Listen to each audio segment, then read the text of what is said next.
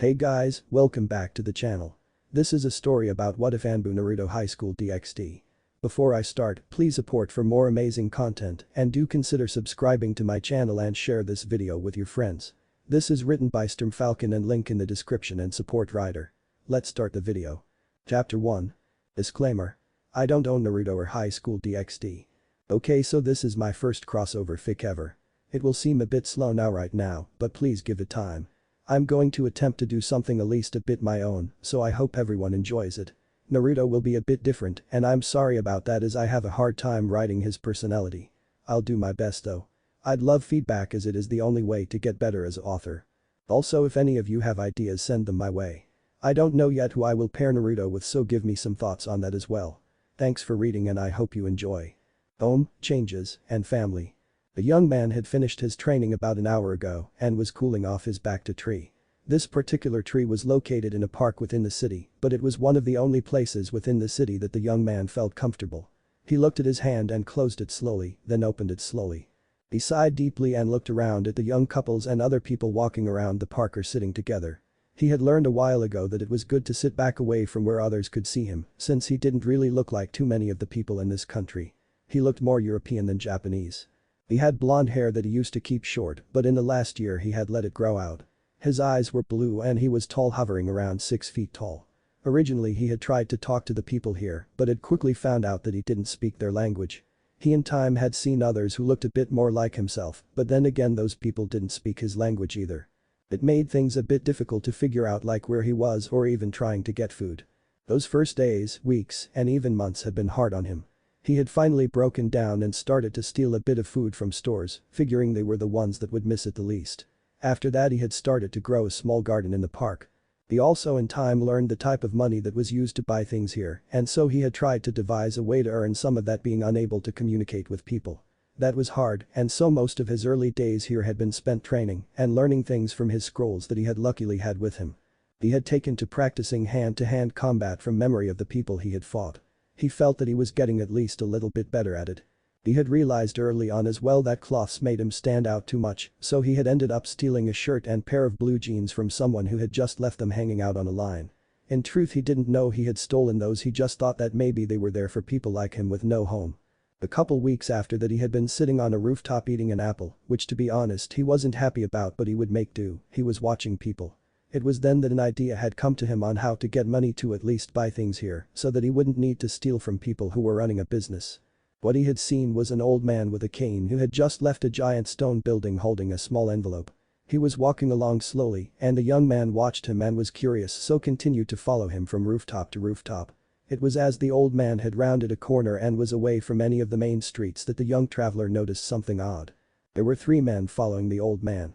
At the point where the man wasn't really seen by many others, the 3 picked up their pace and came even with the old man and forcefully guided him into an alley. It was here that the young man realized what the 3 had in mind, as the first punched the old man in the side of the face and as he fell another kicked him in the stomach. They yelled something at the old man and tried to take his envelope. That was when the young man had enough. He leapt down from his perch on top of the building and made short work of the 3.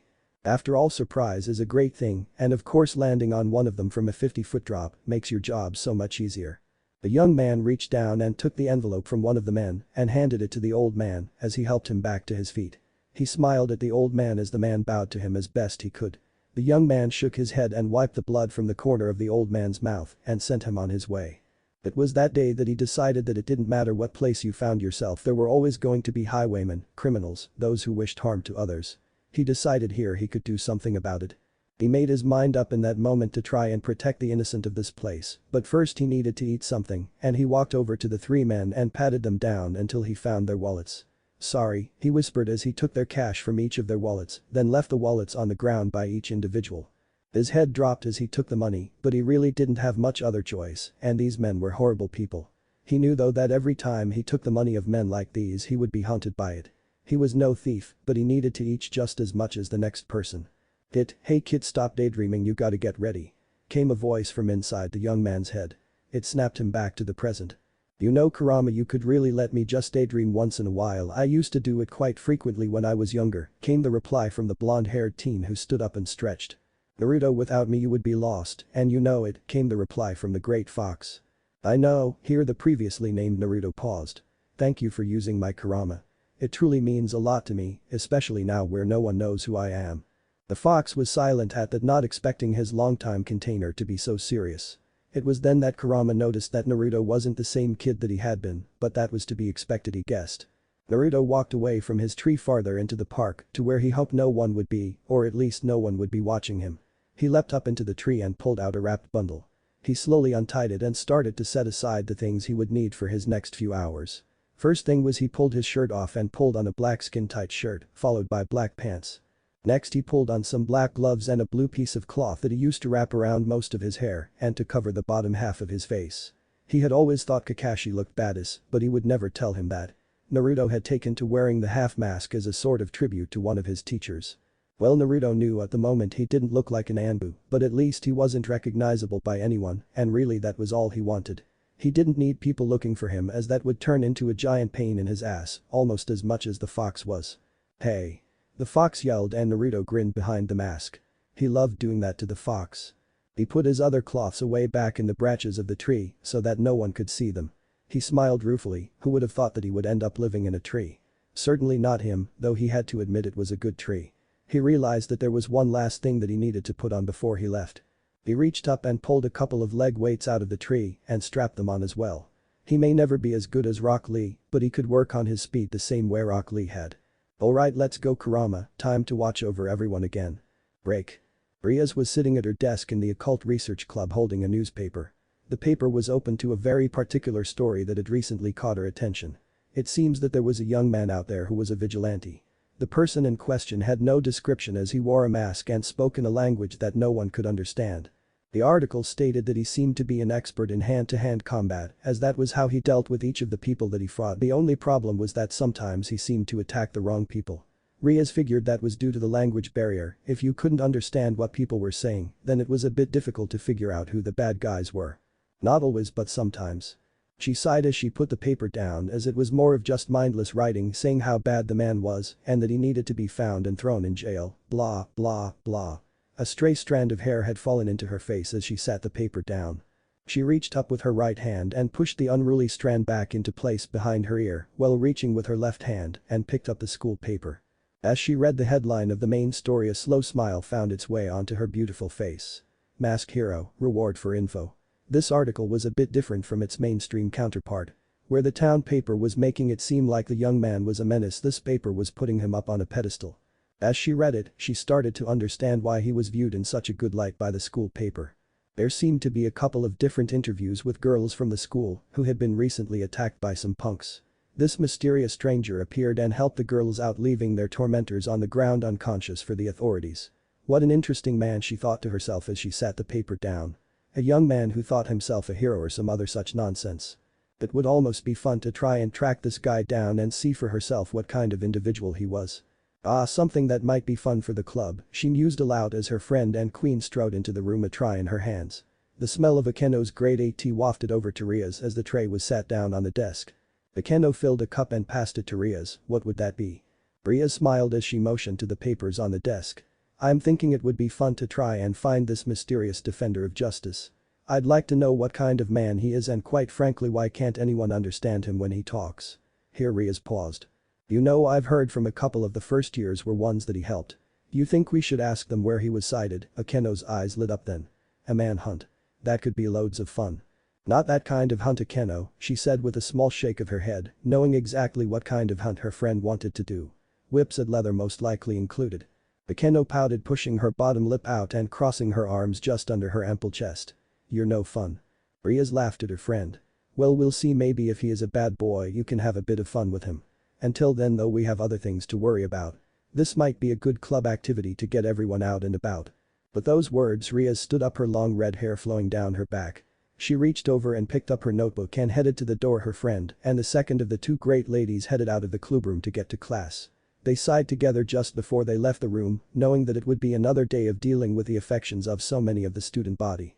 Break. His first round always happened to be a school, or at least it is what he assumed it to be, with all the kids there. They were always carrying books and other such things, but it wasn't like the school he had attended. Of course, he had noticed a group of girls that used swords made of bamboo, but once again their fighting was nothing like he had ever seen before.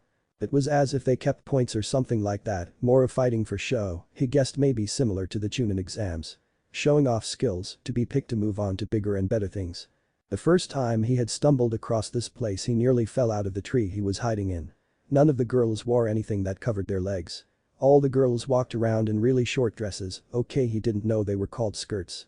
The first thought that entered his mind was just how happy Jiraiya would be to do his research here, and then his second thought was of sadness that his godfather was gone. Naruto had spent a lot of time here watching the girls and the guys trying to figure out how this new place worked, but then had given up. Some of the brothels Jiraiya had taken him to the girls wore more cloths than at that school. He left the school and went back out into the town. He didn't realize that someone had noticed him and was curious about him. This one individual happened to be the student council president, one Sona Citri.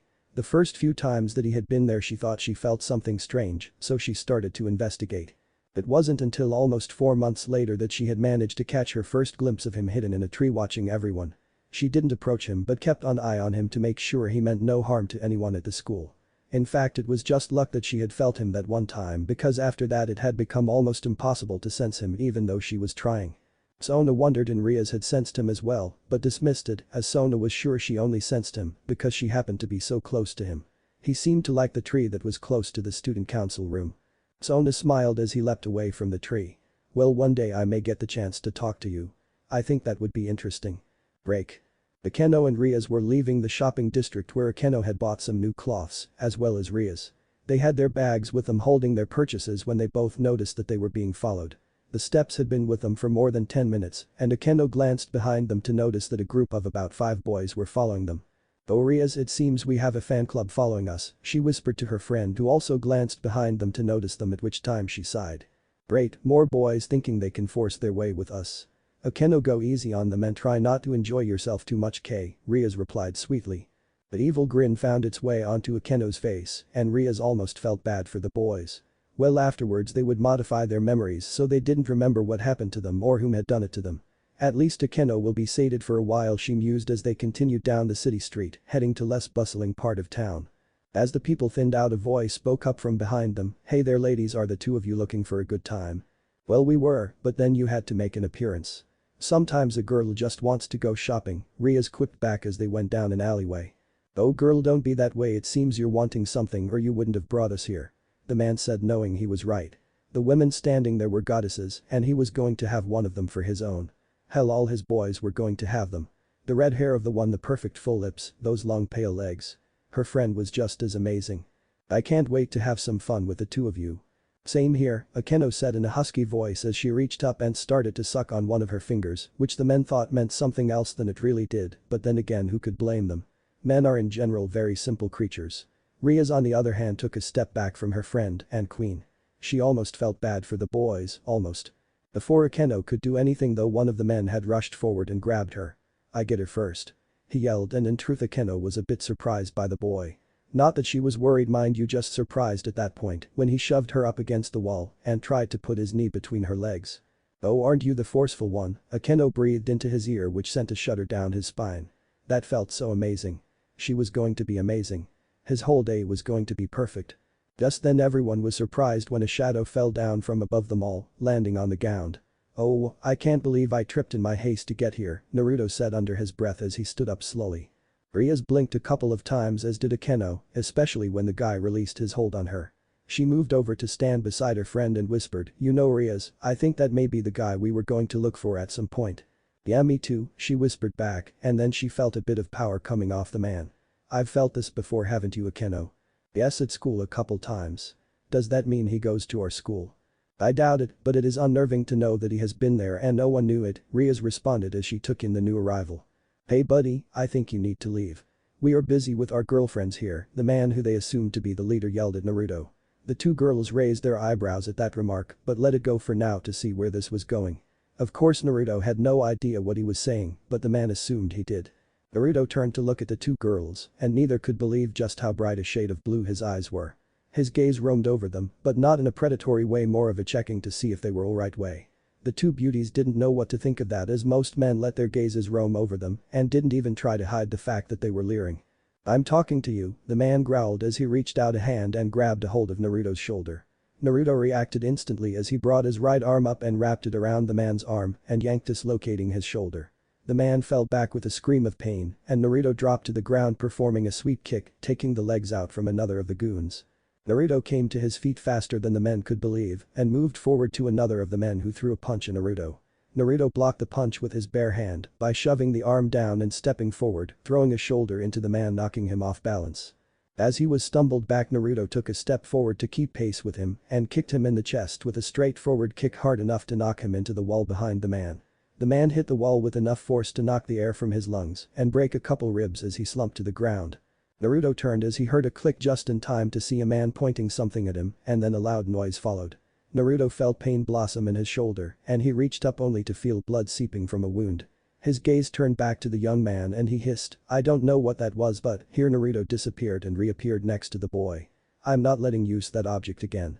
Naruto brought both his arms to bear, knocking the gun from the boy's hand. He then proceeded to beat the boy into unconsciousness.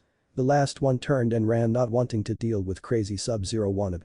His other friend thought to stand and fight, but that only lasted a second as Naruto leapt forward, putting his knee in the boy's face, feeling his nose shatter and blood sprayed.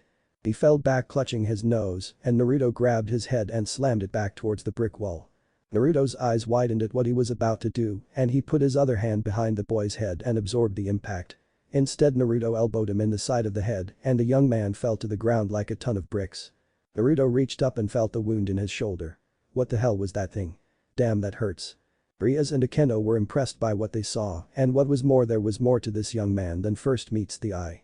They could now feel the power radiating off him. What was more, Rias could have swore that his wound was attempting to heal before her very eyes. She took her time now though to look him over. His shirt fit tight, showing off a nicely muscled torso. He was tall and she noticed that he had blonde hair. Those eyes though were the most striking feature that she noticed about him that she could see. The blue of the ocean, and so full of ... of compassion. Yes, she was sure that was what she could see in their depths. An eternal wellspring of compassion, of kindness, but there for just a moment there was a hint of sadness. Well, another job done, some people saved. Yay for me, he said, and they could tell he was smiling behind his mask. Naruto then looked at the two girls and said happily, "Are you two okay? I hope so. Sorry about the late arrival, I was kicking butt a couple streets over as well." The girls didn't answer though as they were looking at him. It was then that he noticed the two girls and just how amazingly beautiful they were. One had the most gorgeous shade of red hair that he had ever seen, and it was long. It came down to her mid-thigh and oh, her legs were very nice.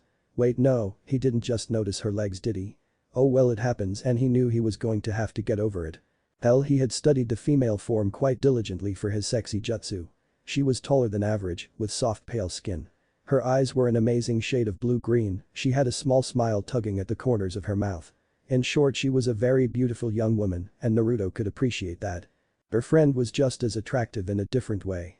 Her features were a bit softer, her hair long as well but black as night. Her legs were just as nice as her friend, and her bust size, yes, Naruto noticed their bust size, was about the same as the retard. She was shorter than the retard and mischief danced in her eyes. In all, he had to say she was on par with her friend. The more he looked at the two of them, the more difficult he was finding it to look away. Finally though, with some effort, he tore his gaze away from the two girls and went to searching for the wallets of the men he had downed. Rias watched in curiosity as he rummaged through their cloths. She couldn't fathom what he was doing until he found a wallet and opened it. Her eyes went wide when she saw him pocket the money from the men, all the while whistling. After he had collected money from all of them, he stood back up and turned to them. "Well, see you ladies later," and he turned and ran down the alleyway. It was then that the two girls came to and Akeno shouted, "Hey, wait, don't run, we want to talk to you." They watched as Naruto stopped dead in his tracks. His head slowly turned to them, his eyes wide. They noticed that he started to tremble just a bit as he took a hesitant step back their way. "You ... you can understand me, and I can ... I can ... I understand you." His voice trembled and he didn't even know why. All the while the two girls were smiling at him. Chapter 2. Friends. Disclaimer. I don't own Naruto or High School DxD. Well, I was pleasantly surprised to see the response of Chapter 1. I'm glad everyone seems to like the fact that this is a little different than some of the other things they have read. Also, it seems my Naruto won't be like that in the manga. Sorry for that, everyone. I would like to thank everyone who has reviewed. That was awesome and I am so glad to hear from everyone. Well, I won't try to answer all the reviews like a lot of authors unless people want me to. I'll let all of you let me know if you would like me to or not. Once again, thank you all for the reviews and for enjoying the story, it truly means a lot to me. Friendships. How is that possible? How can you understand me? Came a confused and slightly muffled voice from one Naruto Uzumaki. Confused as no one here in this place has ever been able to understand him and muffled due to the half mask he was wearing. Well, what made up the half mask on his face, since it wasn't a true half mask, just a makeshift one? Yufufu, that is a silly question, Akeno said around a giggle that she tried to unsuccessfully mask behind her dainty hand. Naruto couldn't help but frown at the girl, his eyes showing his confusion. A silly question. How is that a silly question? He didn't ponder on it too much though as the other girl, the one with the blazing red hair, took a step forward and Naruto without even realizing it shifted his weight ever so slightly to be ready for battle. Thank you, she said and smiled at him, a real smile, not a forced one like some of the people he helped. Oh, and what a beautiful smile it was. Her eyes held a bit of mirth as well, though he wasn't sure why. Naruto grinned at her like an idiot, but then again he reflected he had been known to be an idiot on more than one occasion. His next words proved it though, for what? The two girls blinked then blinked again and turned to look at each other, blinking once more for good measure. Neither of the girls could believe what they had just heard. Was he for real? Maybe he hit his head when he fell, they wondered. For helping us, Riaz explained as the smile came back. Her smile could put people at ease, she knew, and she used it often for just that reason. Oh, that, don't worry about it. It was the right thing to do, Naruto replied with a shrug of his shoulders. To him it really wasn't that big of deal. They were in trouble and he helped. It was what you did. He paused then as a thought came to him. You know, not many people would risk their own well-being to help another, especially a stranger. You have a rare personality, Riaz said, her tone serious. Her gaze was intent as she watched him, wanting to see how he would react. Naruto wasn't one to shy away from someone's gaze, though especially not a gaze that held no malice. Her words though did have an effect as Naruto paused and squatted down, his head drooping slightly. He knew even back home his sense of right and wrong, his sense of justice, and even believing that there was good in everyone was different than the average person. He used to think that maybe it was just because it was a ninja world, and since he hadn't had his parents around to bring him up with a traditional distrust of people, that was the reason that he was so different. Now it seemed that wherever he had found himself it was the same here. He was different here as well, once again his personality setting him apart, but then again he knew that wasn't a bad thing. He had no desire to be like the members of Root. All thinking one way and following orders blindly.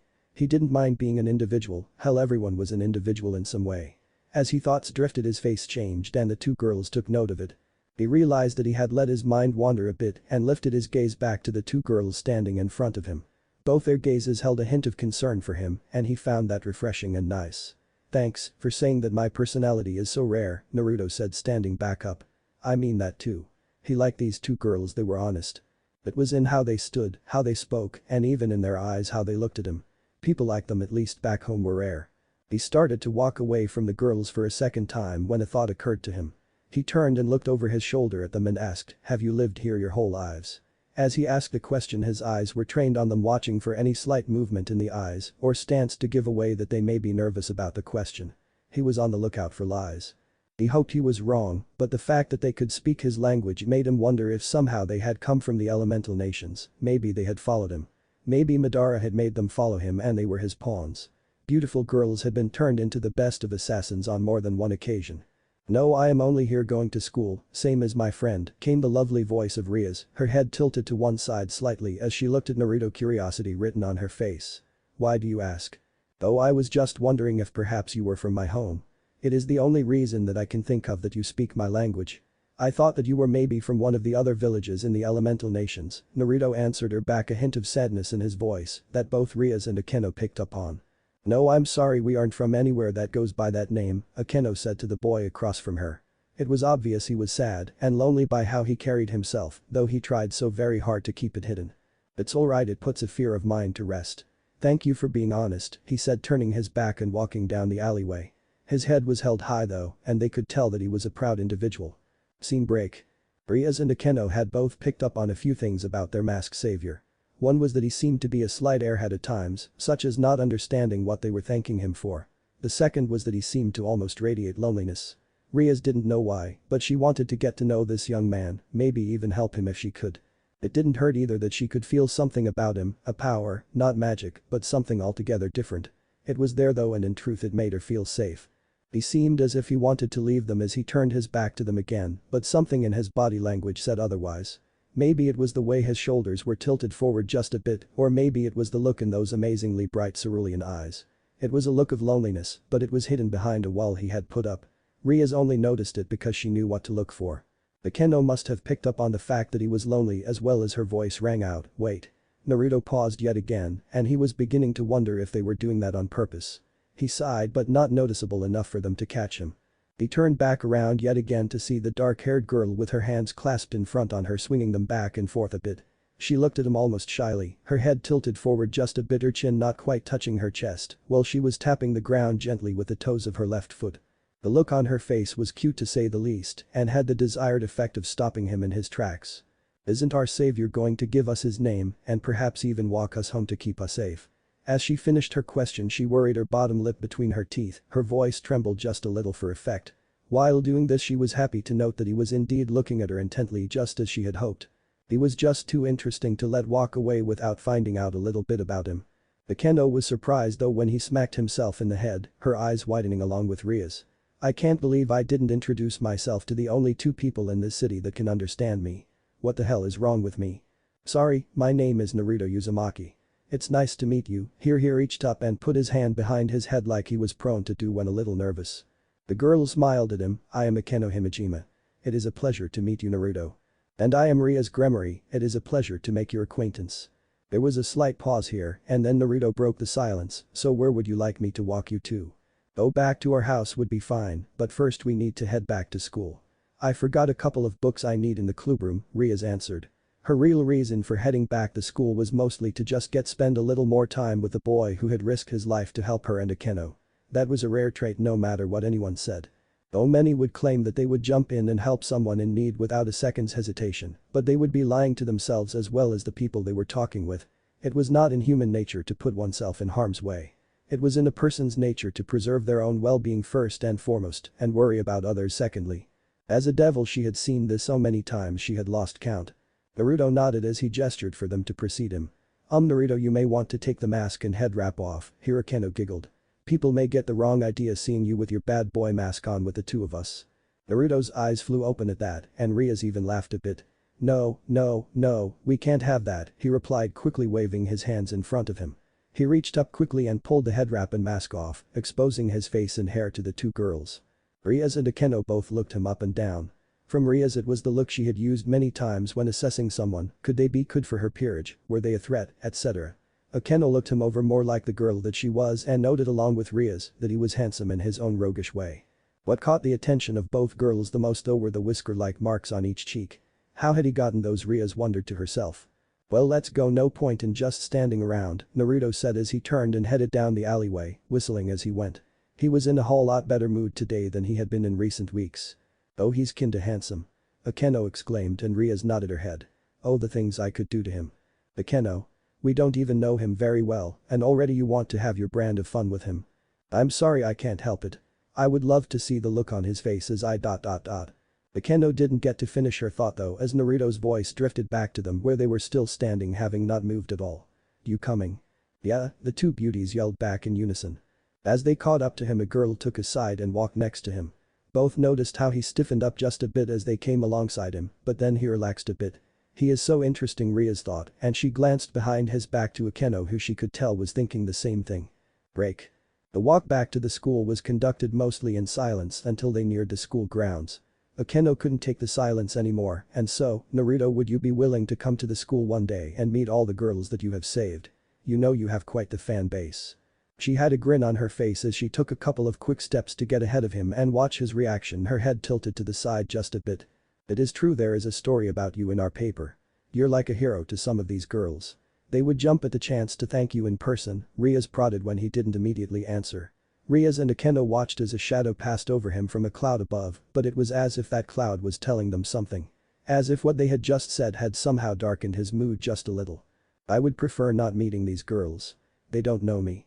For all they know I could be some horrible person. That and I don't need them trying to follow me around. I've seen something similar to that with one of the students here and even back home. That and secondly I am no hero, not a hero. His face fell and his perpetual small smile disappeared as his shoulders slumped forward just a hint. No, the one thing Naruto truly felt was that he wasn't a hero. He was trying, he needed to find a way home and stop the war that was bound to be waging. That's okay if you don't want to meet them. I think it would be nice though. I know that I would want to meet my savior, even though you are trying to say you are a bad guy. I know better. I can sense something about you, Naruto. I don't know what it is, but one thing that I do know is that you helped us, so that means you are a good guy, Akeno told him as she stepped forward and put her hand on his shoulder lightly. He lifted his eyes to look her in her beautiful orbs, and for a second he forgot to breathe. Looking in her eyes he lost himself, seeing his own reflection there and something else. He could have sworn he saw a deep-seated sadness. Why it was there he didn't know, but he hoped that he would never see this beautiful girl in front of him ever sad. He was sure that a smile upon her face was what belonged there, not sadness. Perhaps I could meet them sometime, damn thought.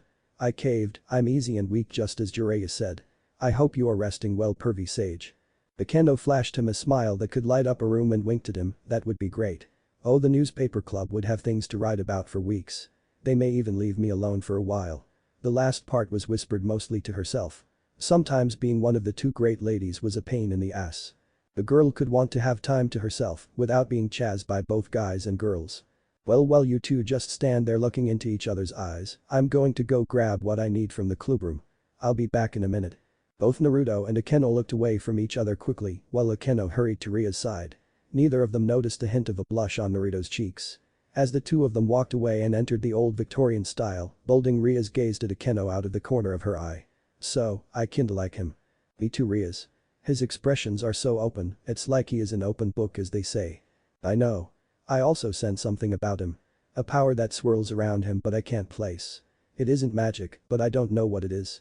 I know he isn't a fallen angel. I also know he isn't an angel or devil. What do you think? At this, Akeno paused as they entered the main room of the Occult Research Club, and Rias went over to her desk to get a folder with some papers in it. In all actuality, she didn't need to come here, but they needed a reason to spend a little more time with Naruto and try to figure some things out about him. So to continue the charade, she needed to get a couple things from the room so that it looked as though she was telling the truth, that she needed to come here and that she needed the papers that were now grasped in her hand. I think he is human, but there is still more to it than that. Maybe if we can befriend him he would tell us if we just asked him. Akeno stated. You could be right, Akeno. I think he really wants a friend or two, and he is a pleasant person to be around. He seems to be a happy person, but did you feel the desire that he has? His desire is so strong, and also where does he come from that he can't speak any language here on earth? Rias wondered as she put a delicate finger to her chin and thought. Yes, I wonder what that desire is, and I also wonder where he is from. I think we should somehow slip a flyer to him and see what comes of it.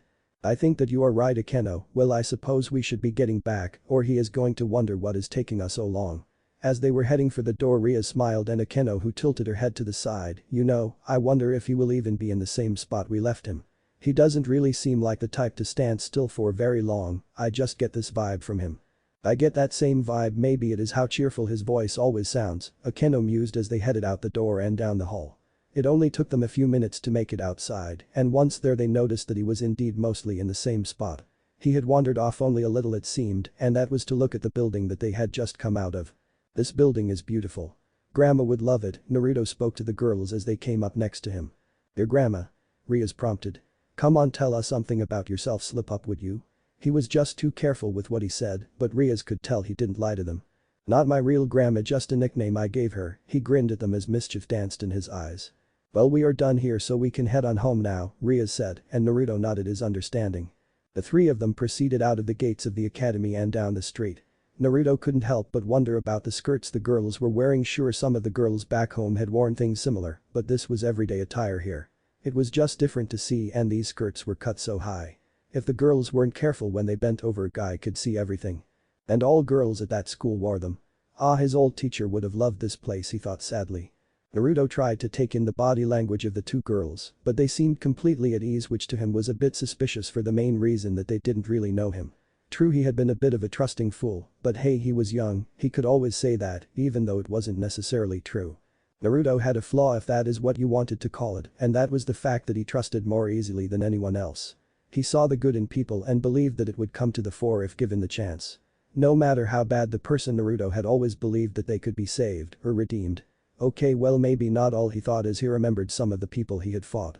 Naruto shook his head, trying to clear it of those thoughts, and brought himself back to the present and the two beautiful girls at his side. He noticed that as they continued down the streets and came to slightly more populated areas, it seemed that more and more people glanced at them or openly stared. He guessed that was because of Rias and Akeno. The two of them seemed to have that effect on guys at least. He had watched from the trees surrounding the school on more than one occasion. No, he was not a voyeur, no he was not. He really wasn't, but that is not what Jiraiya would have said. They talked of small things, nothing of importance, mostly to just pass the time, so that there wasn't that uncomfortable silence between them, and in truth, it was pretty easy to talk to Akeno and Rias. Naruto found that he liked their company. So you guys have been friends forever then, right? Yeah, that's right, Rias answered with a small grin. That must be nice to have someone as a friend for so long. Here Naruto once again seemed to deflate for a second, but then he looked back up to their faces, his grin back in place. So I have a question to ask the two of. Okay, Akeno prompted as she stopped and put her hands on her hips. Wait, no, please don't stand like that. It makes me think I'm in trouble or you're going to hurt me. Sakura looked like that sometimes, and almost all mothers had that look when ... Well, never mind, Naruto blabbered on, and Akeno raised an eyebrow at him as he continued to just ramble. Akeno had a thought come to her and decided to have a little fun at Naruto's expense. A smile began to form as she gazed almost longingly at Naruto. You're only in trouble if you want to be. As she finished speaking, a small shudder ran through her body and Naruto's eyes grew wide and he took an involuntary step back. No? He asked, stated. He wasn't sure what to make of this and Akeno just giggled at him. Fufu, that reaction was priceless, Akeno exclaimed. I was just messing with you, Naruto, sorry. If only he knew though that Akeno wasn't completely messing with him. A part of her was hoping he would have said that he wanted to be in trouble. She would have been more than happy to punish him. Oh, stop it, Akeno, poor Naruto doesn't know how to react to you when you do things like that, Rias chided Akeno, who pouted for just a second. Rias loved her friend with all her heart, but sometimes Akeno was a bit too forward. She didn't even really know Naruto. Rias didn't blame her though. Rias herself would like to get to know this enigmatic young man. She really just wanted to know where he was from, and yes, she realized it kept coming back to that. Why was she obsessed with him? She didn't really even know. They came around a corner and Rias pointed to a rather large house. That is our home, and yes, we live together, Rias said, forestalling the question that was on Naruto's lips. The house had a rather large yard and a privacy fence surrounding the whole property. The house itself was wide and 2 stories. Naruto couldn't help but wonder what it looked like on the inside, as it didn't really look like many buildings he had ever seen before. It was a bit more Victorian, which of course he didn't know, as he wasn't from Earth. Well, thank you for walking us home, that was very gentlemanly of you, Rias said as she headed for the door. As she made it to the steps leading to the house, she stopped and turned to look at Naruto. You never did ask your question, Naruto. Naruto's eyes widened as she said those words, realizing that she was right, he hadn't asked. He grinned at them, I was wondering if you know ... No, I don't know, Naruto, you have to ask if you want to know an answer, Rias interrupted, a grin plastered on her face. Akeno had one as well. It was fun seeing Naruto like this, even though they didn't know him well. Naruto took a deep breath to steady himself. He knew he just had to ask or he was going to regret it. He wasn't going to regret things anymore, that was one thing he had decided a while back here in this new place. You couldn't regret things when you were trying to survive in a world where you didn't speak the language. Some of the things he had done were questionable at best and outright wrong. He knew that, but here he had a chance to make sure he didn't make mistakes again. Here these girls may be able to give him a chance to never have to guess if he was right again. Will the two of you teach me how to speak the language here? Rias and Akeno were surprised by that. There was no denying that. They had expected other types of questions, such as would you be my girlfriend and other less gentlemanly questions. They had grown used to those questions. What they weren't expecting from him was that he was wanting them to teach him. The fact they were devils meant that they could speak any language, but it would be hard to teach him. It wasn't impossible, but it would be hard. Akeno looked over to Rias and nodded her head slightly, which meant that she was game if Rias wanted to. Rias sighed and realized this was her chance to get to know Naruto a little more. Maybe even find out where he came from and if he was a devil or angel or whatever he was. He was more than he let on, she knew that much because she could feel something about him. It was as if there was another presence mixed with his, something bigger, larger, and much more dangerous. She sighed to herself and smiled at him, sure Naruto, we could teach you. It may be hard for you and you will have to be diligent. Naruto groaned. He hated studying, he really did, but that was because he felt that he wasn't smart and so things were just difficult. I can do that, he said, his face serious, his tone hard. Where should I meet you? Meet us after school, Rias said, and Naruto nodded. I should be going. It was nice getting to meet the two of you, I truly hope that we can be friends. I would really like to have some friends here. It was a pleasure meeting you as well, Naruto, and I too hope that we can be friends, Rias responded with genuine hope. Bye Naruto, I can't wait until our lesson, Akeno said, waving a grin on her face. They watched as he turned and ran away, his arms hung at his sides, and he was moving a whole lot faster than the boys on the track team. Riaz walked over to Akeno and smiled at her. He is interesting to say the least. He is so fast and runs in such an odd way. Akeno nodded. There is a lot to him that we don't know. I even think Riaz at one point he looked at us as if he was trying to gauge if we could be a threat. I'm not sure, but I think that maybe somehow he could sense that we weren't human. I guess if he could, then we are both trying to figure out things about the other. There is no harm in that as long as he doesn't try to harm us or Sona and her peerage, Riaz reasoned. Her hair danced in the light breeze that had begun to blow. Well, I suppose we should get home, huh? Akeno smiled as she pushed her hair out her face, the breeze having blown it to frame her face. I can't believe you just picked a random house. Oh well, it was smart. Thank you, Riaz replied as the Gremory family magic seal appeared and they stepped into the circle. Did you get to slip him a summoning card? Yes, he was distracted, he didn't even know I had done it, Akeno giggled. She liked how he acted when he was nervous or flustered. It really made her want to play with him. But maybe one of us will be summoned by him and then we could explain a few things a bit easier to him that way. If we're summoned we can tell him what we are, but volunteering the information is not something that I am willing to do, not knowing for sure what he is. The circle lit up and both of them disappeared, reappearing in a living room in a house on the other side of town. Well, we have had a long day and I think I need a shower. Enjoy your shower, Riaz. I'll put on some tea and make us something to eat. Oh, and I do so hope he summons one of us soon, Akeno said, her voice heavy with longing. Riaz smiled at her friend as she knew what she was thinking. Break. Naruto turned away from the girls and started off at a run to get back home. On the way he stopped by a store and bought a ready-made sandwich, leaving too much money once again, but he didn't care, it had been a profitable day. First, the group of guys he had first followed and knocked unconscious after they had stolen a man's briefcase, their wallets had been full of money, as had the second group of men that had been ready to attack Riaz and Akeno. Naruto frowned at that because he was sure that he wasn't needed there. The more time he spent around the two, the more he felt something about them. There was an energy swirling around them, he could sense it, but he didn't know what it was. From what he could gather, thought he two girls weren't bad people, and so he didn't really care. He may have made some friends today, and that was a milestone, as was being able to talk to someone other than Kurama. Shut up, came the dark reply. Well, a real conversation, anyway. More than just a few words and some insults. Still, he was glad of Kurama's presence, as he knew with certainty without him, he would have had a hard time staying sane. Not being able to talk to anyone could do that to a person. Naruto made it back to the park and propped himself up in his favorite tree to eat his sandwich. It wasn't ramen, but then again he hadn't had the chance to eat much ramen since he had found himself here. He was starting to believe he was trapped here, but then those two girls he helped were able to speak to him, and that gave him hope. Maybe once he was able to talk to the people here, they could help him figure a way out to get back home.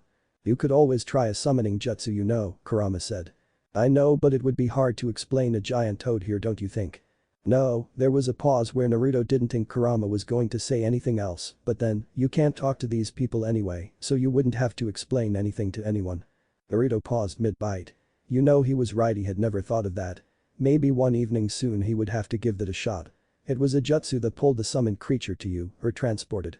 No matter where he was, in theory it should bring them to him, unless he was so far away he didn't have the chakra necessary to pull it off. That would be a scary thought, he mused. His chakra reserves were larger than almost anyone. Axe, Kurama, truly thank you, Naruto said, and meant every word. Kurama fell silent then and left Naruto to his sandwich. Naruto took another bite and smiled to himself. You know, even if I end up stuck here, if I had friends it wouldn't be that bad. I could deal with it, I think. Naruto finished off the sandwich and leapt out of the tree. He took off at full speed and took to the roofs. He moved from building to building and eventually made it outside of the city. Landing on the ground, he stood up slowly. Naruto jogged off into the surrounding woods and disappeared deep inside to continue with his training. There wasn't a day that went by that he didn't train, and he felt he had enough money that he could train for a couple weeks without having to worry about finding funds. Those girls with their odd ... feeling had made Naruto wish to double and even triple his efforts in training. He was getting better at jutsus and even better in his hand-to-hand fighting.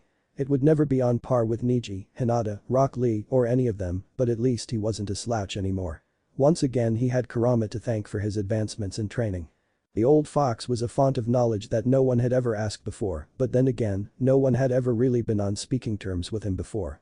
He continued through the woods until he came to his training spot. A large bowl in the forest that he had made with his Rasengan. The bowl was a good 100 yards around and perhaps 15 yards deep. It was here he practiced, it was here he realized he could possibly try to summon one of the toads. Why hadn't he thought of it before? No one was ever even out here.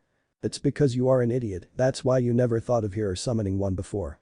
Face it, moron, without me you would be dead, Kurama related with a dark chuckle. Naruto ignored him and formed the hand sign for his shadow clone technique. He smiled once the girls taught him the basics of the language and how to read it, learning the language he could accomplish in just a few short weeks. Weeks instead of days because he wasn't as smart as some. But he would learn it. He would master the language and then he would figure out how to get home. In the meantime though, it didn't mean he couldn't make a couple of friends, and he was sure that in a few days he would truly be able to consider Rias and her friend Akeno friends. That was a day that he was looking forward to. Not being alone anymore. Chapter 3. Disclaimer. I don't own Naruto or High School DxD. I do want to apologize for the long wait. I had a death in the family and in truth it was pretty hard to want to write. I finally got this chapter done though, and I promise that the next one won't take so long. Well, it seems as if people are still enjoying this, and that makes me feel pretty good. One thing I will say is that I want to hopefully make it seem as if the friendships come naturally. We shall see about that. Also, I don't want to rush any part of the story, so I'm sorry if things seem to be moving slowly. I hope everyone can live with that. Thanks for all the reviews. That was great to see again. I thought I was over that. Naruto had been learning the language from Rias and Akeno for a couple weeks now. He had spent a lot of time figuring out proper pronunciation of words. It had been hard those first few days, but he was learning fast after he had started to learn the written word. It was then that when he left for the evening he was able to use his shadow clones to make leaps and bounds in the language. He even sent some of them out to talk with the locals, and from there he continued to learn faster and faster. He was even spending time working on a new summoning jutsu. He had attempted to summon the toads, but it hadn't worked and he didn't know for sure if it was because he didn't have enough chakra. So he had taken to drawing a permanent summoning circle. The problem was he was still learning sealing and such, so he was making slow progress on it due to everything else that he had been doing. It had been discouraging when he hadn't been able to summon Gamakisi, but he wasn't going to give up. Naruto just couldn't give up. That wasn't his ninja way. Naruto was still tired though, it seemed like almost all the time. Part of that was due to the fact that he always had at least a few clones learning and working on jutsus while he was learning the language, and then he would have a few more in the evenings work on the language with him. Even with his ocean of chakra, what he was doing was foolish and dangerous, but then it was the way that he was. When he made up his mind on something, then he would do it to the fullest extent of his abilities. At least he didn't have those food balls that Sakura had made. His body shuddered at the memory. Those things were horrifying and he never wanted to ever try one of those again. His body shuddered a second time as he heard Kurama laugh in his mind. Please, please let it be Rias. Naruto had taken to living in the small forest he had found outside of the city and had even taken to planting more trees in the hopes to extend the forest and let nature rule here as it doesn't within the heart of the great city of stone, glass, and metal. Nature was so fragile in this world and he knew he should do what he could. The toads would want that, he could feel that it is what the land wanted. It had been so long since the land had anyone to speak to and he could almost feel the joy in it the first time he had entered his sage mode. He had stayed still for more than an hour that day, and he even gotten to where he was sure he could stay in sage mode for nearly an hour if he had time to prepare. That first time though, when the land flooded him and let him know of its pain and sorrow. It showed him things from this world and it how nature everywhere was suffering, the oceans, the forests, the very air. He had talked with the land, if that is what you could call it, and decided he would try as much as possible to fix some of the things that these people had destroyed, such as the small forest where he lived. It used to be such a great wood filled with life, and now it was small, still teeming with life, but not near the same species of animals or plants, as in time so many had died out to never grow again. Naruto stood up from where he had been sitting, his back to a tree. It was time to head back into the maelstrom that was the city and meet up with Rias and Akeno, or whichever one of them had time to teach him today. He kinda hoped it was Rias, as Akeno was a bit scary sometimes. She would get this grin on her face just before she would whack him with a ruler for saying a word wrong. If he didn't know any better, he would swear she enjoyed inflicting pain on him. He took to the trees a blur of movement as it seemed his training was paying off, getting him into better and better shape. He knew he still wasn't quite to the shape that Rock Lee was in, but he knew that he would get there. It would just take more hard work, and that was one thing that Naruto was good at. Working hard. The trees flashed by and in no time he was back in the city, leaping from one building to another. The air here was heavier than it was in the forest, not as clean. He had taken to not hunting the criminals quite so much, as since he could understand some of what was said, he realized that maybe he had knocked out a couple people who had not been criminals. He really hoped that none of the people he had hit were hurt. Naruto wasn't a malicious person at heart and never wanted to see people get hurt. It wasn't in his nature to wish harm on people, but it was also in his nature to defend people. This world though made things difficult. People were a bit different here, okay, so more than a little different. He shrugged as he jumped from a building to a nearby tree and hid amongst the branches. He was waiting until he saw Ria's Akeno. He had made the mistake the first day of coming to meet them at the gates of the school, and well, that had turned out to be rather bad. Not only was he being glared at by almost all the boys at the school including the perverted trio, they were the worst as he could feel their hatred emanating from them, and even most of the girls, or at least to him what seemed like most of the girls. Why, he didn't know, maybe the guys thought that he was trying to do something to the two of them or maybe. He shrugged, not really knowing what they were thinking nor really caring to tell the truth. Hell, Sakura was always glaring at him and hitting him, so the enmity of others was nothing new to him. Naruto sat down on a tree branch and watched as the kids from the school streamed by. He knew they were never the first ones out of the school, and he could wait. Patience was something he had never had a lot of, but he was learning that trait here in this new world. He pulled a knee up and placed his chin on the knee, wrapping his arm around his leg and waited. Break. Ria sighed as she pinched the bridge of her nose, then glared at the offending piece of paper sitting in front of her on the desk. It seems we have another stray devil to take care of. Very low ranking, but it is our job to take care of this, Ria said to her gathered peerage. There were days that she just didn't really want to deal with stupid stray devils, and this day was one of them. She knew that the fallen angels were getting ready to make their move on Issei, and she wanted to be ready for when they did. Okay Arias, I'll go and let Naruto know that the lessons are off for today, Akeno said, a glint in her eye and a grin tugging at the corners of her mouth, begging to be seen. She sat the tray down and poured a cup of tea for each of the members and then sat the tray aside on a small side table so that it was out of the way. Thank you Akeno, Rias responded as she stood up from the desk and walked around to the front, sitting down on the edge and looking at her peerage. Yes, they were her peerage, but they were also her friends. She smiled at all of them. This shouldn't take too long, luckily we have our familiars out and about handing out flyers. She had a feeling that this was just going to be troublesome for the simple fact they needed to find the stray devil. Once found, the actual extermination shouldn't take too long. Akeno bowed to Rias and left the room. Rias looked at the remaining two members of her peerage, and the looks on their faces were of curiosity.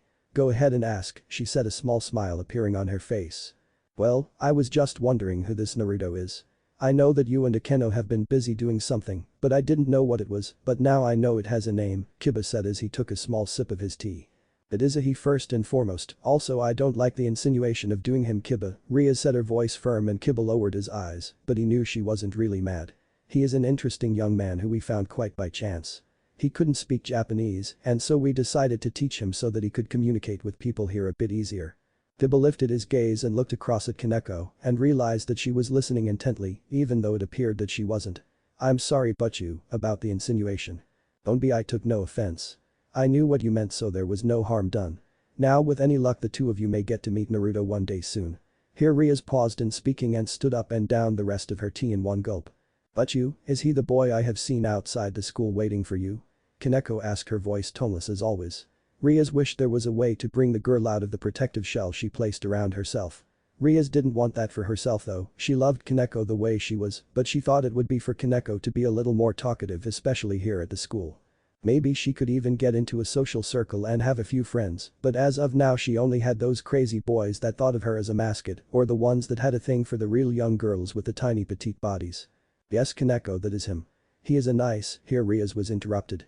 And handsome too, in his own way. At least that is what I'm told by the other girls, Kiba said, a grin on his face. Well, I guess that is true, Rias responded coolly. Let's go, we need to get ready for when we get word of where the stray is. Both Kiba and Kaneko nodded as they stood up and followed their president and king from the club room. Kiba had thought that Rias seemed to be a slightly better mood lately, and even some of his female fan group had voiced that same thought to him. He was glad though that she was happy.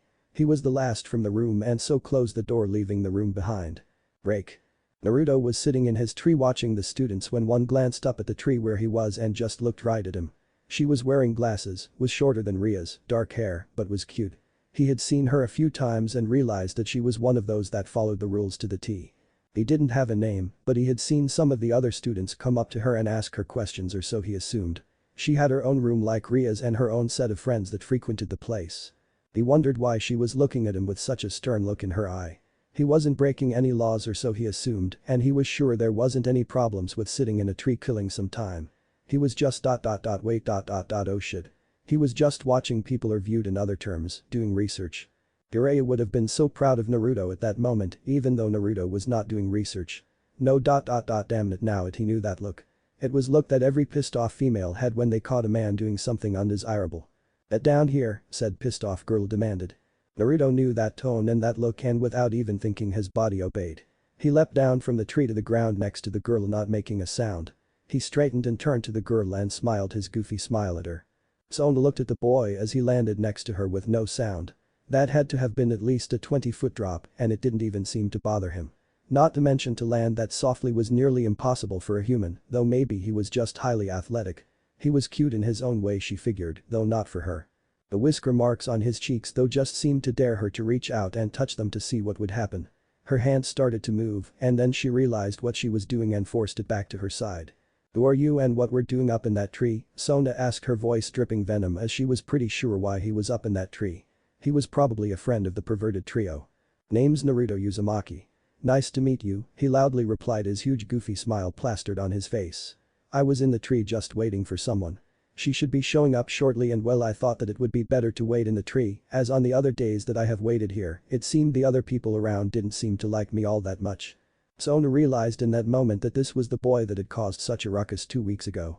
Some of the girls had come up to her and said that some guy they didn't know was creeping around outside the school grounds, and then they had noticed that he had left with Rias and Akeno.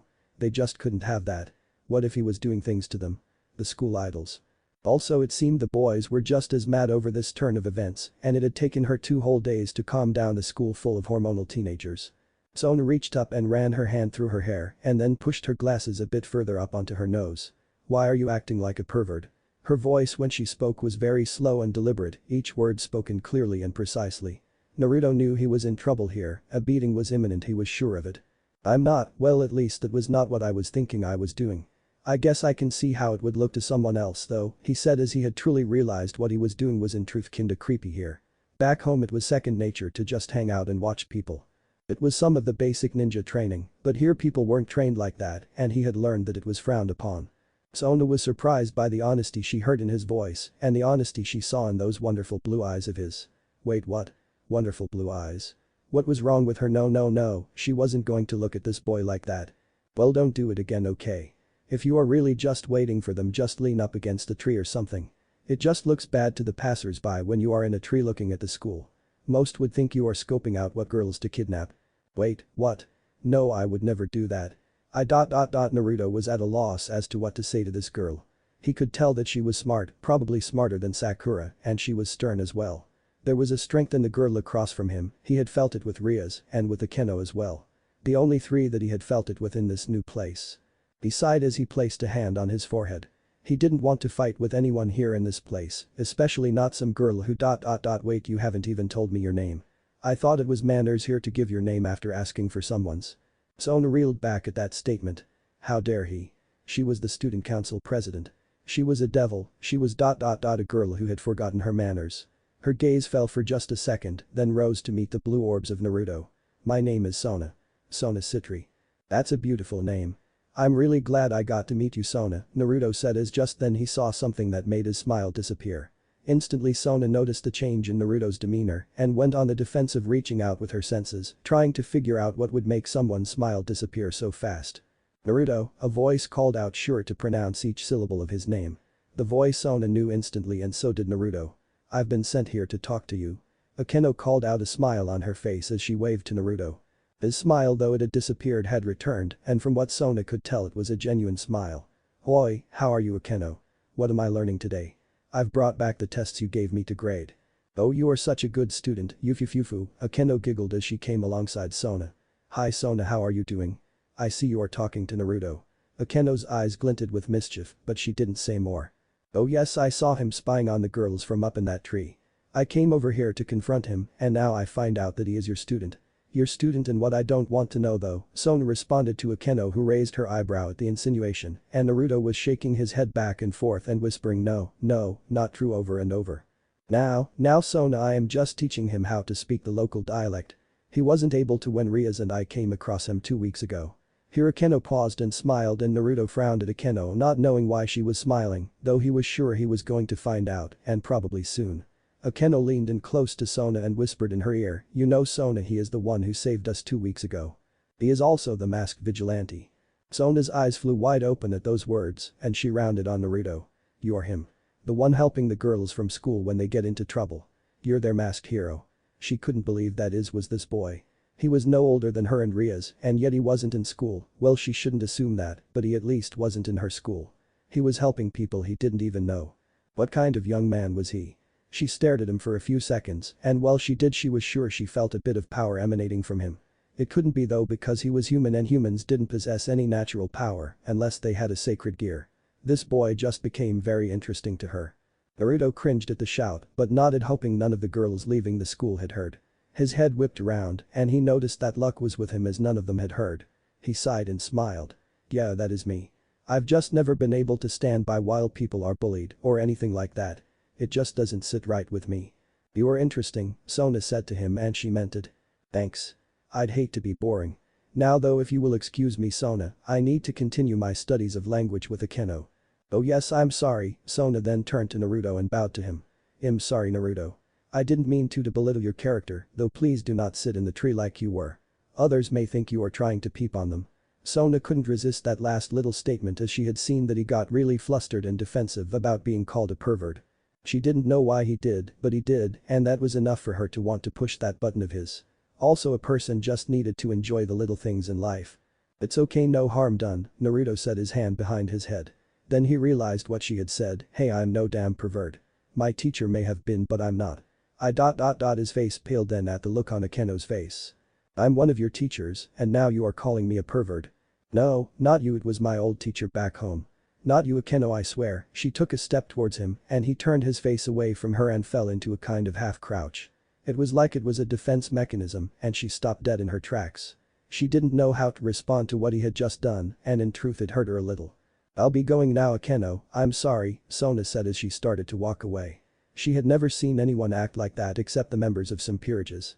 They were ones that had been beaten repeatedly, and it was just second nature to them form a defensive stance when someone came at them with anger. To see this young man act like that made her wonder just what he had went through in his life. It must have been hard and he must have mostly overcome it, but she also realized that there would be moments like just now where he would relapse. I'm sorry, she whispered again, walking away from the two of them and hoping that she would get the chance to talk with Naruto again. He seemed to be an interesting guy. One that she might like to get to know. Naruto had cringed away from Akeno when she had come towards him and he didn't even know why. He thought he had overcome that. True, the villagers used to beat him all the time and treat him like dirt, and Sakura used to hit him a lot, but as he grew he had thought he had gotten away from that. Maybe it was the fact that it was a new place with new people and he wasn't sure where he stood with any of them. Maybe he wasn't truly over it as he had thought that he was. Whatever the case though, he was mad at himself for it.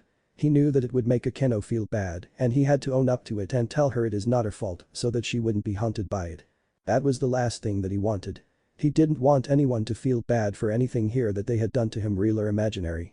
He turned his gaze to Akeno and saw the hurt in her eyes. He saw the hurt in how she held her right hand cupped in her left close to her chest. She looked away from his gaze and Naruto was really upset at himself at that point. He took a couple steps to her and she took a step back and away from him. Akeno, please don't. I'm sorry. It was a reaction and I don't even know why I did that. I'm truly sorry for that and truly it wasn't for you. I really don't know. I haven't done something like that in years, since I was kid, he finished lamely, his head dropping. I'm sorry, he mumbled. Akeno had taken a step away from him, not for fear of herself but for him. He was scared of her, probably not, but what she had done or the look on her face, she knew it had to have reminded him of something. She didn't want him to be sad or scared, and so she had taken a step away from him to keep the distance between them so that he could feel safe. Yes, she may like to inflict a little pain on people, but never like this. She was truly caring, though very few people would ever get to see that side of her. Her other side had a tendency to win out most times. When she saw his head drop in sadness, she knew he was sorry, just as he had said. The problem was she had to admit to herself that what he had done had hurt her.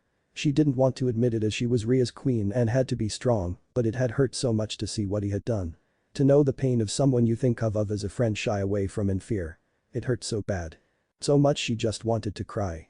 She reached up as Naruto was looking away from her and quickly wiped a tear away. Akeno took a step forward and Naruto saw her foot appear in his vision as he was still looking at the ground in shame.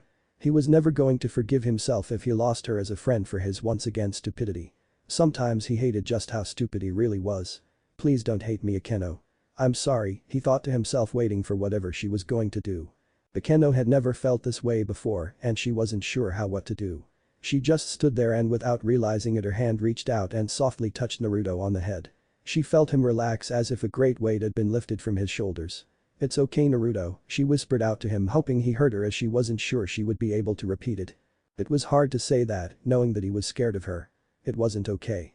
She wanted to curl up and cry, but she wouldn't do that in front of him and make him feel worse as she knew that it would. She knew that much about in the short time she had known him. Naruto felt her hand on his head and he relaxed. "Thank you," Naruto said, his voice nearly breaking as he lifted his head. What he saw in Akeno nearly broke him though. She was defensive. If anyone could see it he could. He knew the signs, knew how to read it. He had them all for so many years. "Don't, Akeno, don't think that it is you. It's not, it's something I thought I had buried deep down a few years ago. This is not your doing, it's truly me."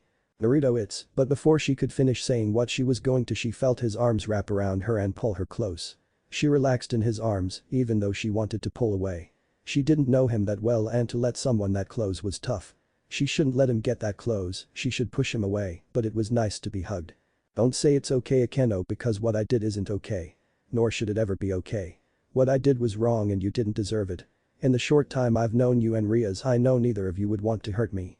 I can sense that about the two of you. I'm sorry for making you feel the way that you did but please don't say that is was okay." As he finished his arms tightened and then he let her go. He stepped back from her and smiled at her, his goofy ass grin back in place. She knew that he was trying to make it like nothing happened and she did feel better after what he had said about not saying that is was okay. He was so different than anyone else she knew. He was confusing as well. At least he wasn't boring. She would get over this and so would she and where he was willing to try and make it better she would as well. "So Akeno, what am I going to learn today?" He was so excited she giggled at him. Even though the situation had been tense just a moment before he had a way of making things seem alright. Maybe it was the fact he could be childish that made him so likable. "Well, today we are giving you the day off. You should be happy. Riaz and I have some shopping to do." Akeno could see that he was going to interrupt her and so quickly she added, "For female things. It will take most of the day Naruto, but if you'd like when I go buy my lingerie, I'll sure give you a call." His face reddened at that which caused her to laugh at him outright. He was fun to pick on, even though she had called him a pervert. Inviting him like that was just great. The look on his face made it worthwhile. Naruto would never know that a part of her truly meant the invitation. "Okay, are you sure that's going to take all day? Though I mean I understand the shopping thing. I've been here long enough to see and watch how girls here take a long time to find the things they want, but still. We also have to visit Ria's family. We haven't seen them in a while and they miss her. It may take a day or two before we can study again Naruto. I hope that's okay, we are sorry, but it can't be helped." Her voice slowed a bit at the end, a bit of time between each word at the look on his face. She realized it was after she had mentioned her family, but then the look was gone and she wasn't sure she had even seen that look. "I understand Akeno. I'll find something to keep myself busy, don't worry. You should go visit her family. That is one of the most precious things in the world. Have fun Akeno and tell Riaz to always cherish her family. I won't take up any more of your time as I don't want to keep you from getting to see her family, that would be selfish of me." "Don't worry about it Naruto, I have a little time." "No Akeno, go ahead truly. I'm not sad if that is what you are thinking. I just think that keeping you from Riaz when she is going to see family is very selfish of me. I have plenty of time to learn the language, so go and have fun," Naruto said, a small smile playing about his mouth. "Okay if you are sure," Akeno said, not sure she was getting everything going on right now between her and him. First the cringing from her thing and now this. When they got to know Naruto better they had a few questions to ask him. Akeno waved at him and turned and walked away, a sway to her hips that did not go unnoticed by one Naruto Uzumaki. He still had an appreciation for a beautiful girl, woman, and Akeno was most definitely that. He sighed as she walked away. Well, today wasn't going to be as good of day as he had thought that it might. He looked around and saw that all the students had long since went their own ways and he was by himself standing on the sidewalk near a tree. He shrugged and started to walk down the street looking at the buildings. There seemed to be a building for everything. His lessons had taught him a fair amount and he saw stores for music, movies, cloths, food, and other things. True, they weren't all right by one another, but they were in places he had been told were called shopping districts. He thought that was what they called them anyway. Continuing down the street he saw people walking places, presumably to a store of some kind or to go see a friend. He needed to make some friends here or his life here was going to be very lonely. The wind picked up and started to blow lightly and the cool touch of it on his neck brought a smile to his face. He liked the wind, part of that may have been due to the fact that it was his affinity, but he still liked the wind. He didn't know how long he had walked, but the sun had fallen quite low in the sky. I guess I should be getting back, he thought, and turned down another street that would lead out of town. He heard laughter and then someone talking. He caught a few of the words, which from what he could gather was some man trying to get a woman to go someplace with him.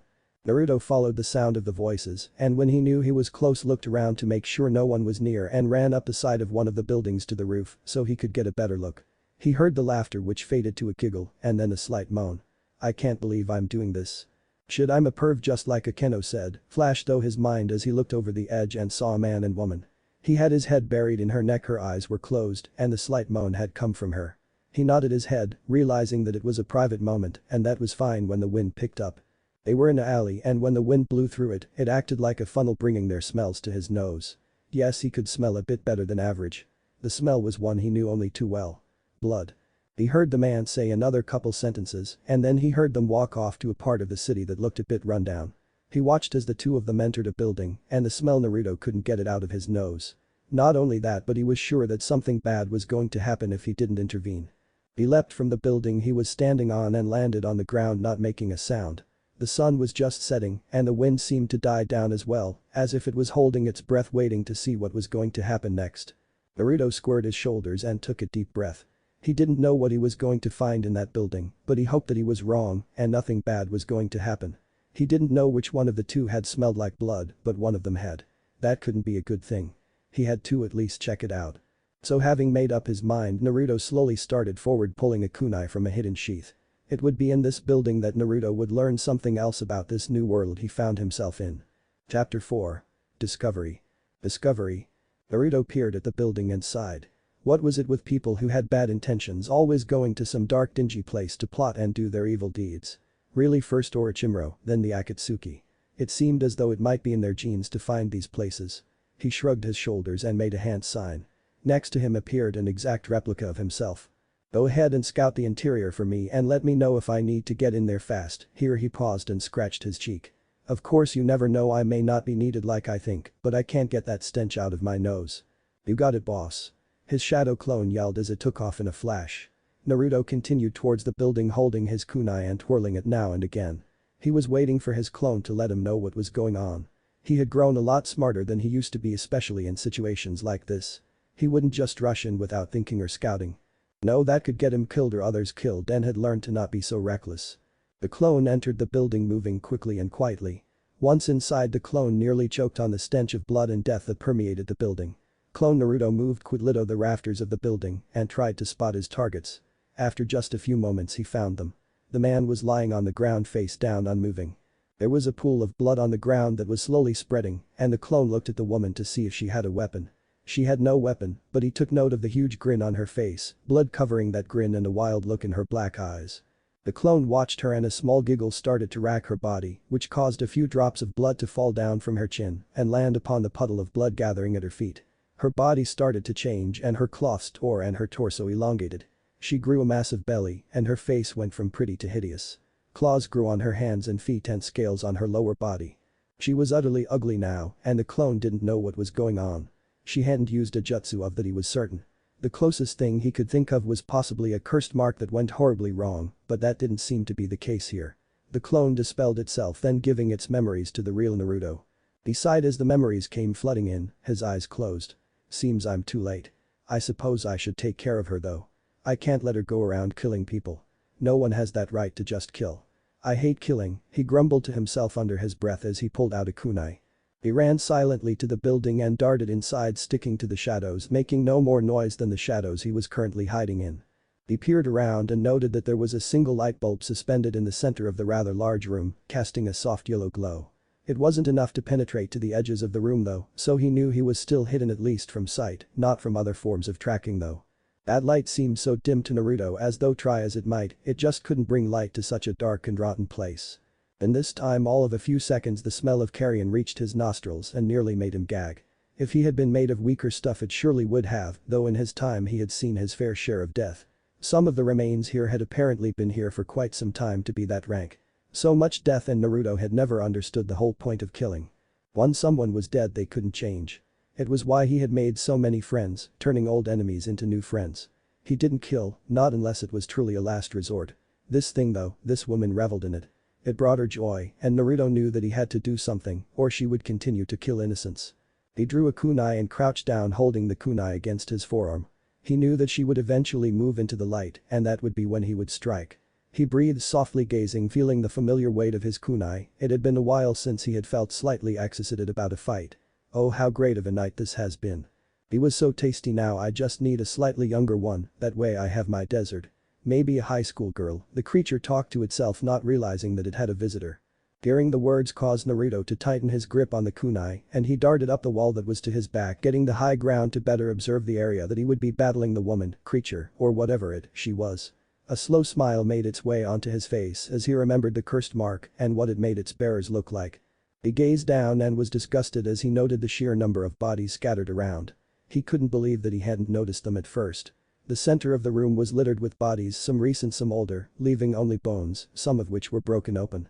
There were blood-stained cloths tossed haphazardly around and blood upon the ground, and blood splashed about like someone took a bucket full and just tossed it around the place. Off in one corner was even a spot where this woman kept her trinkets from her kills. There was various types of jewelry, wallets and the like, all tossed in a corner like so much garbage. There was even an area for pictures from those wallets of loved ones that would never get to see their family members again. They would never know what happened to their loved ones. It would seem that maybe desert came to me, came an alluring woman's voice from below him and off to his left near the base of a support column. Out of the dark stepped the woman in her transformed body. The voice surely didn't belong to what came into view though. She stood nearly 10 feet tall, scales covering her upper body, while her lower was covered in more of a hard leathery skin, green color with an undertone of yellow. She had a tail that swished back and forth much like an agitated cat. Her face was that of a human woman, the one she wore to seduce her kills. She had 2 long fangs poking out from her mouth, and as Naruto watched, she brought one hand up to her face, tracing one extremely long fingernail down her cheek, and wicked smile etched onto her features. "Come to me, my little bunny," she all but purred. From his vantage he threw his kunai, it whistled through the air, but to his surprise was batted aside by one scale-covered hand. The kunai clanged off the wall and fell to the ground. Still, no sound was heard except the breathing of the woman. Her eyes darted up to where the kunai had came from, but there was no one there. Naruto had ran along the ceiling to get behind her and had come most of the way down the wall so that he was about head high on her. Her eyes kept darting around trying to find her new toy, but then she heard the sound of stone crunching underfoot and she whipped around in time to see Naruto hurling towards her, his hand extended and a glowing blue ball of swirling air in said hand. She threw her arms instinctively to block the attack and the glowing blue ball crashed into her forearms.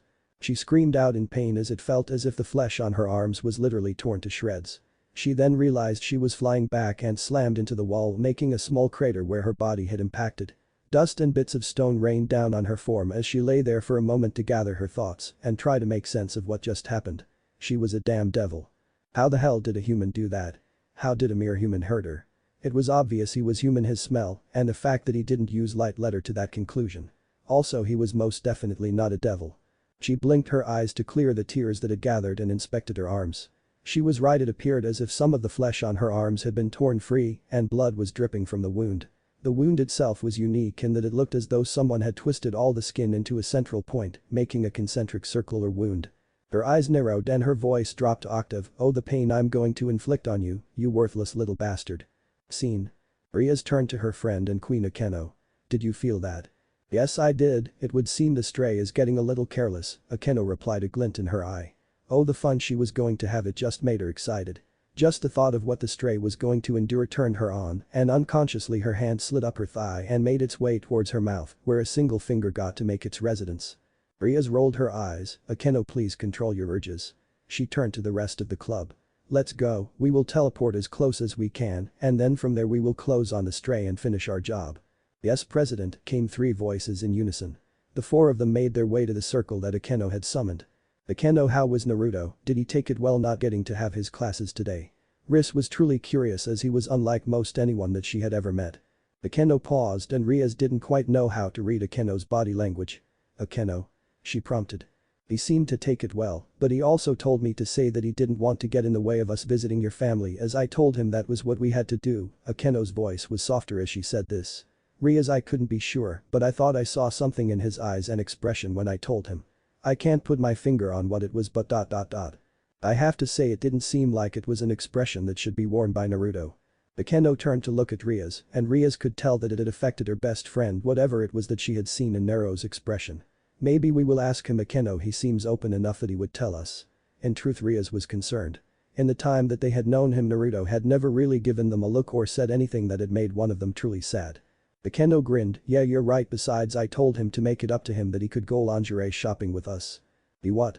Riaz nearly yelled but calmed down just as quickly as Bakeno winked at her, and they disappeared from the club room. Scene. Naruto watched as the woman slowly stood up and inspected the wounds that he had inflicted. In truth, he was a bit surprised as not many could take a Rasengan like that and get up so easily, even though she had blocked it with her forearms. His mind went through his jutsu and stood lightly on the balls of his feet ready to dodge should an attack come. You know what you are doing is wrong. I don't know why you are doing it, but to take someone's life, here he paused. You are taking away everything from them at that moment. Everything that they could have been, everything that they are, ending them and banishing them to being just a memory, and then to not even that.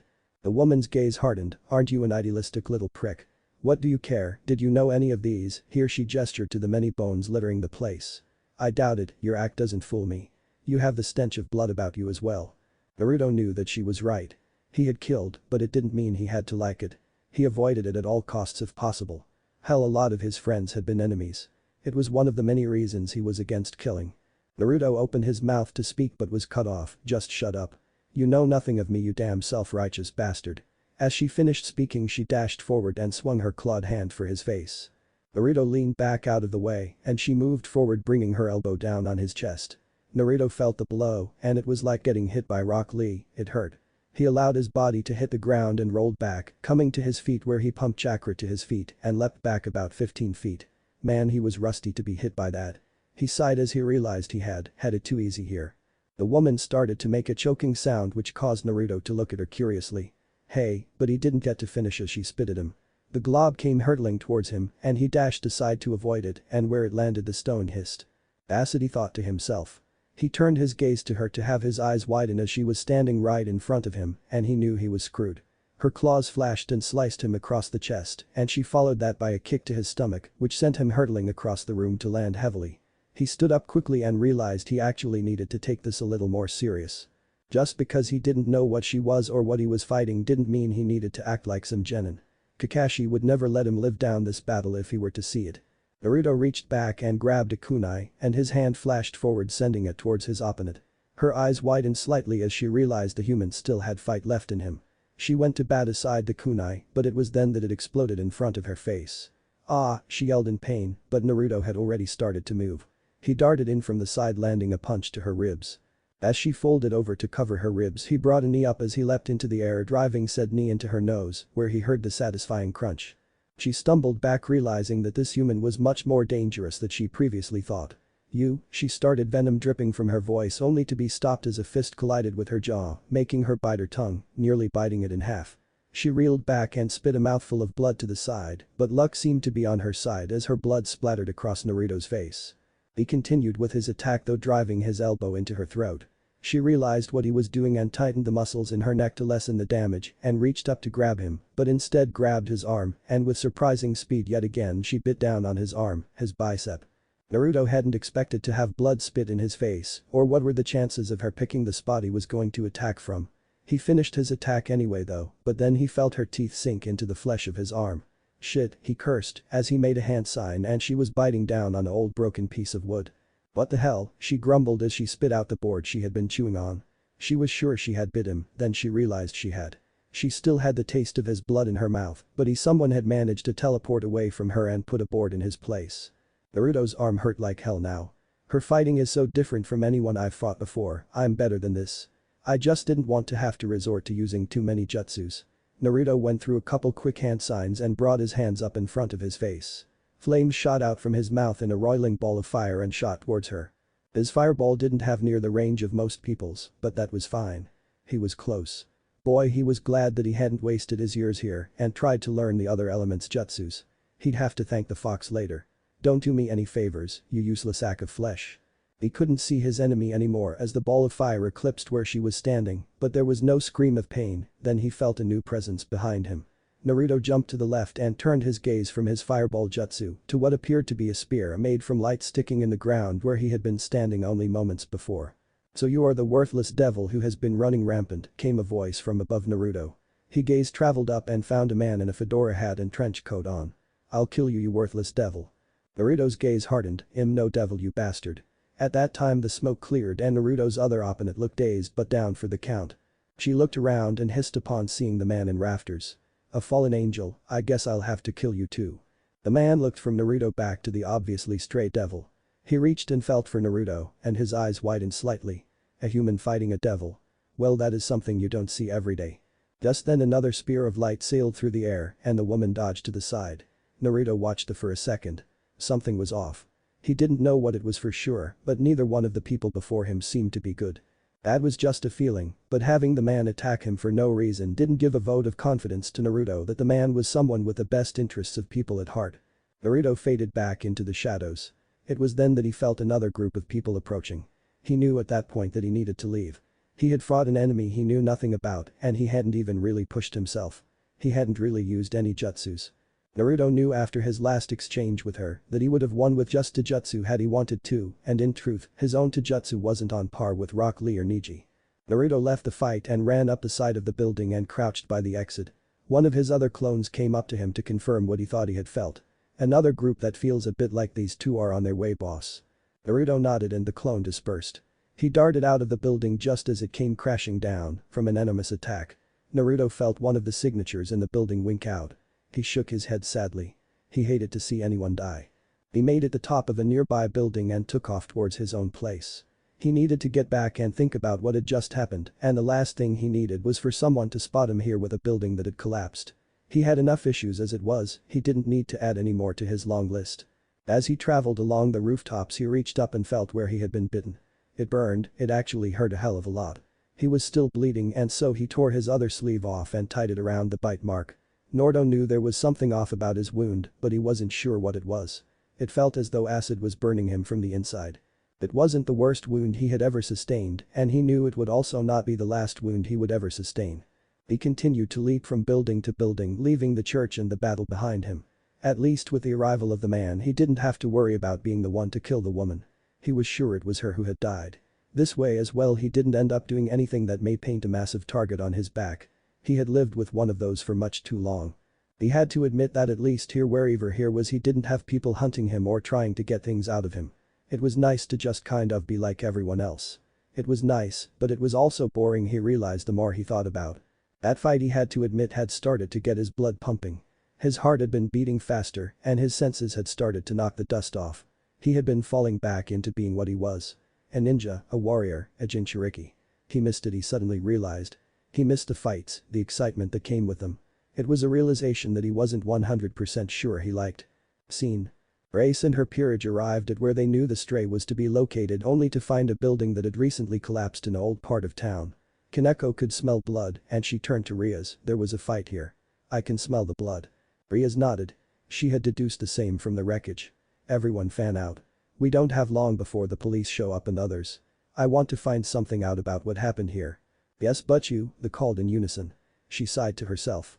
This was going to be a problem if there was someone attacking strays. This was her job and she took it very serious. She hoped that something turned up. "But you, here is the body," Kiba called. They all ran over to where he was standing. Laying there buried under a lot of rubble was the body of the stray. "Kaneko, could you please move the rubble so we can examine her wounds?" Kaneko nodded without a word and shifted the massive stones to the side or tossing them away. Anyone watching wouldn't have known what to think, mostly that they were dreaming. There was no way such a small girl could do what she was doing.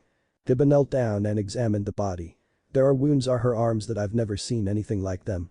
His eyes roamed her body and he moved her arm from where it lay across her chest. All their eyes widened. "Well, it looks like we may have a fallen angel running around," Riaz said. There was a wound that was burned right through her heart. Carved into her chest was one word. Devil. There was the sound of sirens and Riaz summoned her magic circle. Everyone stepped inside and they teleported back to the clubroom. It was at that moment that she was receiving a summons. It was from someone that had accepted one of their flyers. "I really don't want to do this right now, but a contract is a contract. Would you come with me, Akeno?" "Of course, but you, with the two of us it shouldn't take too long." They summoned another circle and disappeared. What if ANBU Naruto Highschool DxD, and thanks for watching my video till the end. If you enjoy this content, then do consider subscribing to my channel and leave a like if you guys need the next part, comment down, and thanks for watching the video and see you guys in the next video.